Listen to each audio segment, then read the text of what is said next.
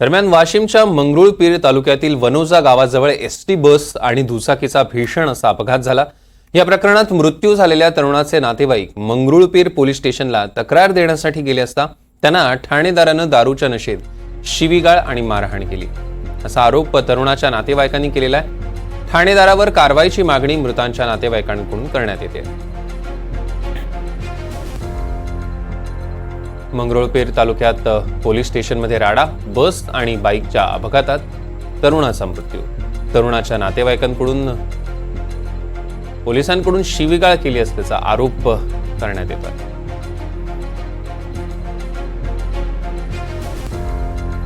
साजन धावे आपले प्रतिनिधी आपल्यासोबत जोडले गेले, त्यांच्याकडून अधिकचे अपडेट्स घेऊया। साजन, नेमकं काय हे प्रकरण आहे, काय घडलेलं आहे नेमकं? नक्कीच सौरभ, काल वाशिमच्या मंगरुळपीर तालुक्यातील वनोजा गावाजवळ काल सायंकाळच्या दरम्यान एसटी बस आणि दुचाकीचा भीषण अपघात झाला होता। यामध्ये दुचाकी चालक अनुप मानतकर यांचा जागीच मृत्यू झाला होता।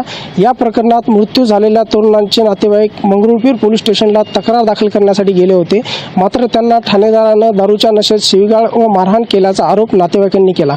त्यामुळे ठाणेदारांची वैद्यकीय तपासणी करून त्यांच्यावर कारवाई करण्यात यावी या मागणीसाठी मंगरुळपीर पोलीस स्टेशनमध्ये काल मृतकांच्या नातेवाईकांनी मोठ्या प्रमाणात जमाव तयार केला होता। गावकऱ्यांनी जमाव केला होता।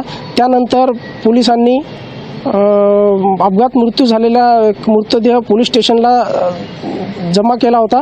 त्यानंतर गुन्हा दाखल होणार नाही तोपर्यंत आम्ही मृतदेह ठाण्यातून हटवणार नाही असा पवित्रा त्या ठिकाणी नातेवाईकांनी मृताचा घेतला होता।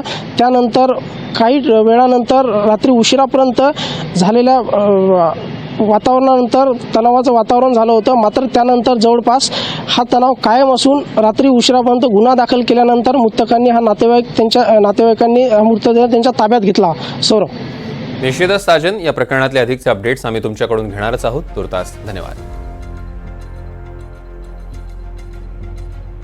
आपण बघतोय की मंगरुळपीर तालुक्यात पोलीस स्टेशनमध्ये राडा झालेला आहे। आपण दृश्यांमध्ये बघतोय काल रात्रीची ही दृश्य। तरुणाच्या नातेवाईकांनी पोलिसांकडून शिवीगाळ केली गेल्याचा आरोप होतोय। नातेवाईक मृतदेह ताब्यात घ्यायला तयार नव्हते, मात्र रात्री उशिरा त्यांनी मृतदेह ताब्यात घेतला।